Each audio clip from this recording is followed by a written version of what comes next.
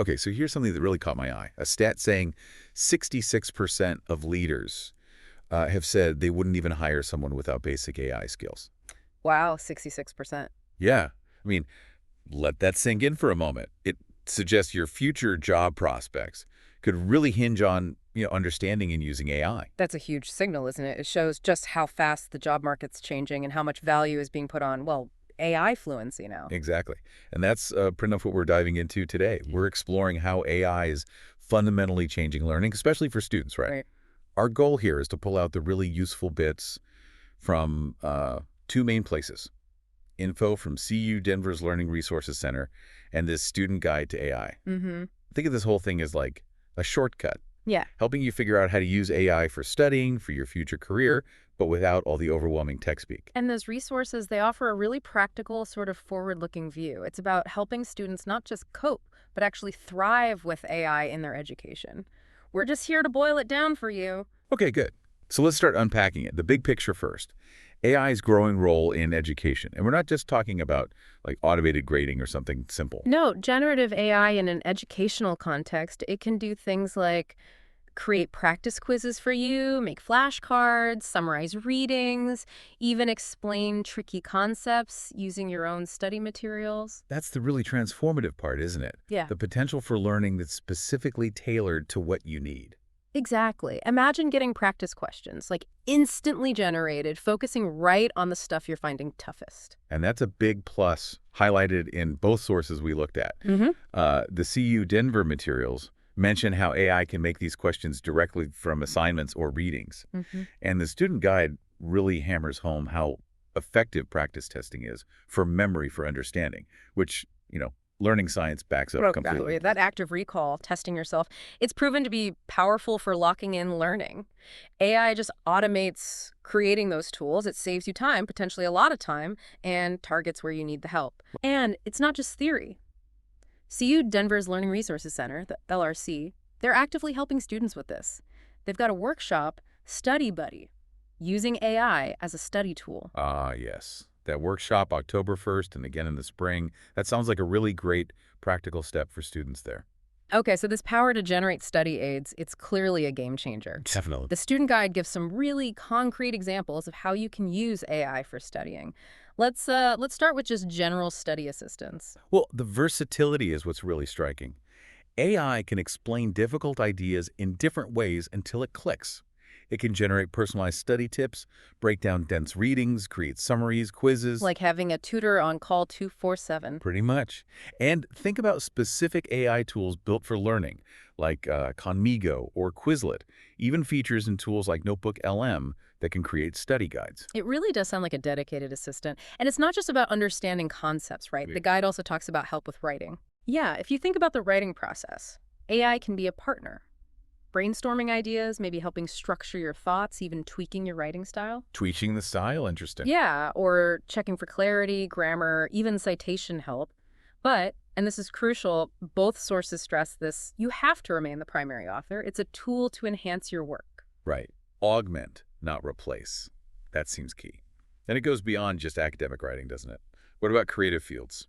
Well, what's interesting there is AI can be like a spark for art, design, music. Yeah. It can help generate initial concepts, explore possibilities, but again, crediting original creators is vital there too. Okay, and then there's research. AI can sift through loads of info, pull out key ideas. Yes, but this is where your own critical thinking is absolutely paramount. AI can summarize, it can explain, but you must evaluate its output. You have to check it against original sources, really strive for your own deep understanding. So don't just take its word for it. Never.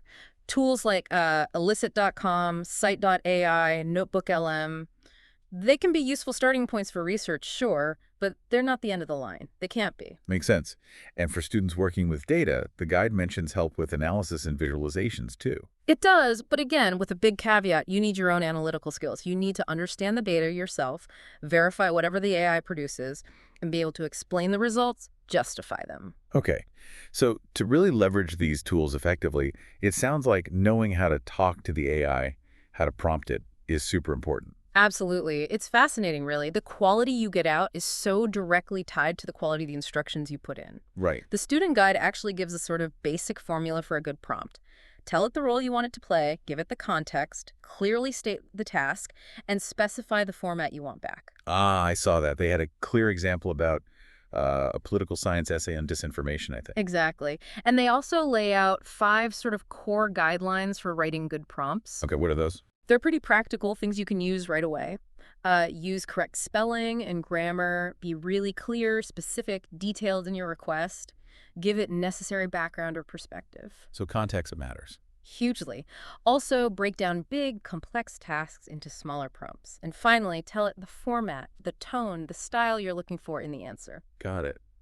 And then there was this other concept, meta prompting. Sounds a bit more advanced. Yeah, it's basically telling the AI how to respond to your prompts, like guiding its approach. How so? Well, the guide gives examples like asking the AI to suggest different angles on a topic or to explain something complex at, say, a high school level versus a graduate level. Ah, tailoring the explanation level. Exactly. Or even asking it to take on different perspectives, optimistic, pessimistic, neutral, about something like the future impact of AI. It's about getting more nuanced, varied responses. That's actually really clever, a way to push the AI beyond just a surface-level answer. Okay, shifting slightly.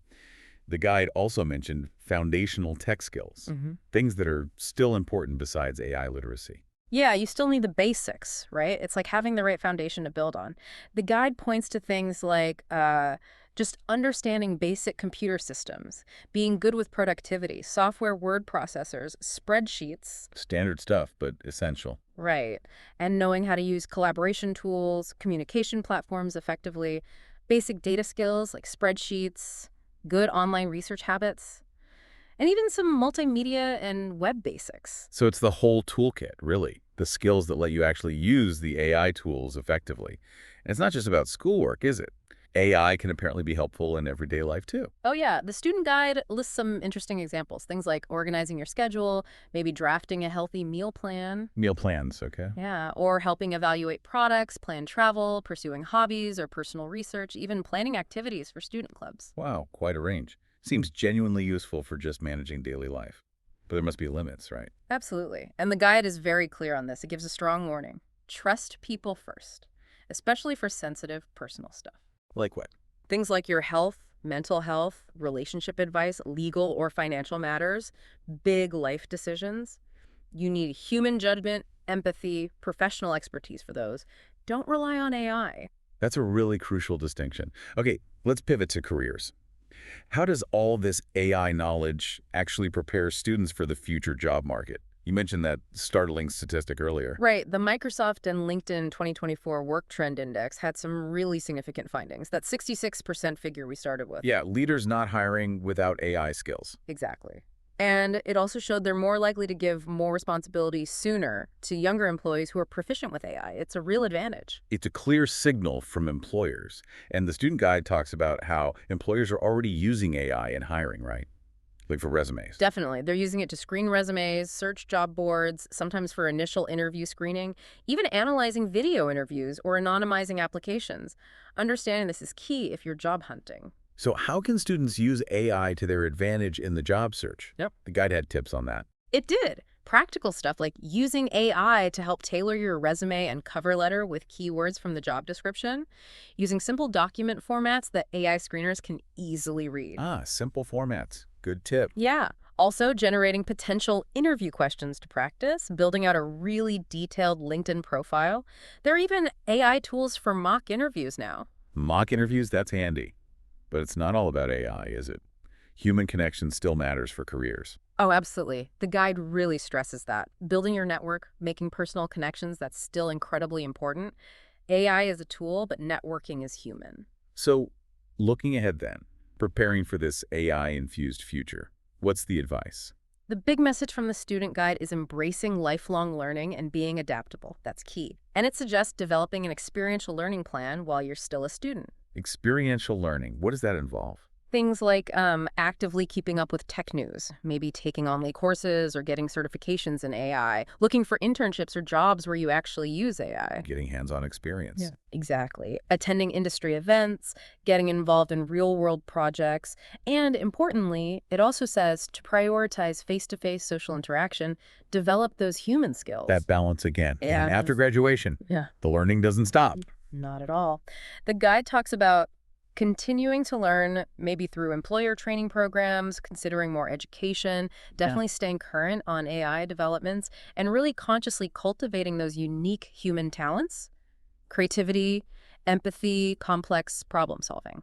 It sounds like needing a clear set of principles to navigate all this. Right. The guide summarized some key ones, didn't it? 7 of them. Yes, 7 essential principles are a great framework. First, know and follow your school's rules on AI use. That's fundamental. Right. Academic integrity. Second, actively learn about AI, its strengths, its weaknesses. Be curious. Third, always aim to do the right thing, use it ethically, verify information. Critical thinking. Fourth, think beyond just your major. Develop a broader, multidisciplinary mindset, get comfortable with data.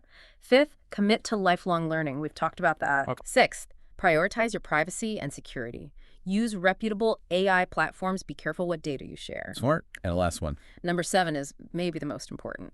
Actively cultivate your human abilities. Empathy, social skills, creativity, critical judgment.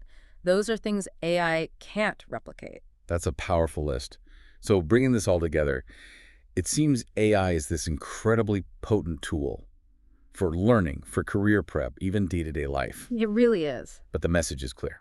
Use it thoughtfully, use it ethically, Mhm. keep learning, and never undervalue your own critical thinking, your own uniquely human skills. Exactly. As AI gets woven more and more into everything we do, the real question for you, the listener, is probably this. How will you make sure you stay in the driver's seat of your own learning, your own success? Hmm. Where will you focus your energy? To work effectively with AI, yes, but also to keep honing your own judgment, nurturing those human connections. Answering that is probably the key to thriving from here on out.